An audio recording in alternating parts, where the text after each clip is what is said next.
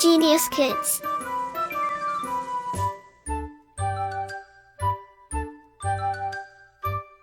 Cultivating love for learning. अध्याय 5 कंजूस गूढ़धन कहानी। विशेष प्रस्तुत पाठ के माध्यम से बताया गया है कि व्यक्ति को इतना कंजूस भी नहीं होना चाहिए कि परिवार की सहायता के लिए भी उस धन को खर्च न करे। ऐसा धन किसी काम का नहीं होता, वह व्यर्थ ही चला जाता है। किसी गांव में गूढ़धन नाम का एक व्यापारी रहता था। वह अत्यंत कंजूस था। उसने बहुत सा धन एकत्र कर लिया था, लेकिन कभी भी उसे खर्च नहीं करता था। एक बार की बात है, उसके गांव में अकाल पड़ा। चारों ओर त्राही त्राही मच गई। लोग भूख से मरने लगे, लेकिन गूढ़धन अपने धन को संभाल कर बैठा हुआ था। उसने सोचा, इस अकाल में मेरे धन का मेरे परिवार के लोगों के द्वारा उपयोग न किया जाए, इसलिए मैं इसे किसी गुप्त स्थान पर छिपा देता हूँ। उसने ऐसा ही किया। जब उसके परिवार वाले उसके पास धन मांगने के लिए आए तो वह बोला, तुम लोगों को पता है कि यह धन मेरे प्राणों से भी बढ़कर है, फिर भी तुम लोग मांग रहे हो। इससे तो अच्छा है कि तुम लोग मेरे प्राण ही मांग लो। उसके परिवार वाले बिना अन्न के एक एक करके मरने लगे, लेकिन उसने किसी को कुछ भी नहीं दिया। अब वह बिना कुछ खाए दिन बिताने लगा। उसने अपने मन में सोचा, जिस धन के बिना मेरी पत्नी और बच्चे मर गए, अब उस धन का प्रयोग मैं अपने जीवन की रक्षा के लिए कैसे करूं? लगातार उपवास करते रहने के कारण वह अत्यंत दुर्बल हो गया। उसकी इस दशा को देखकर कुछ अत्यंत दयालु गांव वासी उसके पास पहुँचे और बोले, हे गूढ़धन, तुम उस धन का क्या करोगे जिसके रहते हुए भी तुम अपने प्राणों की रक्षा नहीं कर पा रहे हो?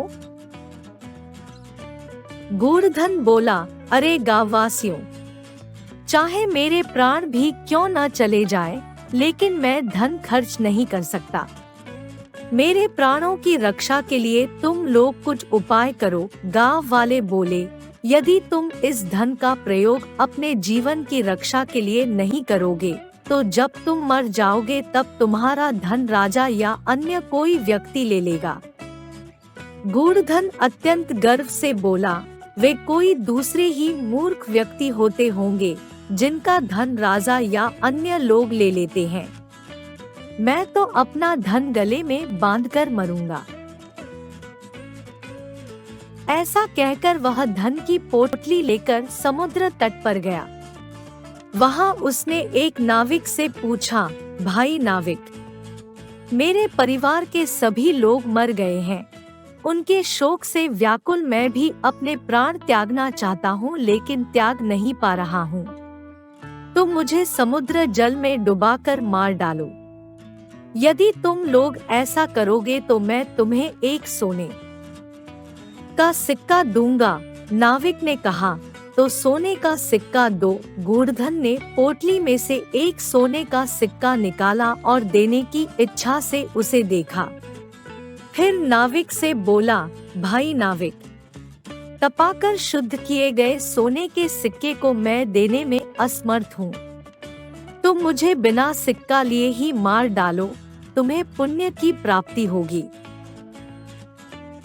धन की पोटली देखकर नाविक के मन में लालच आ गया।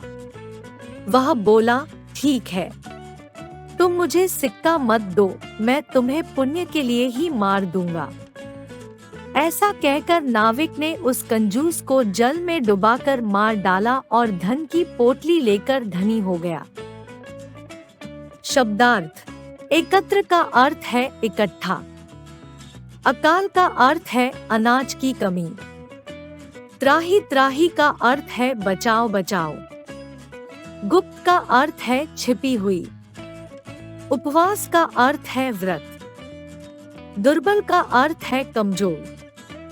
प्राणों की रक्षा का अर्थ है जीवन बचाने के लिए। पोटली का अर्थ है गठरी। नाविक का अर्थ है नाव चलाने वाला। शोक का अर्थ है दुख। व्याकुल का अर्थ है बेचैन। पुण्य का अर्थ है अच्छा कार्य। Like, share and subscribe.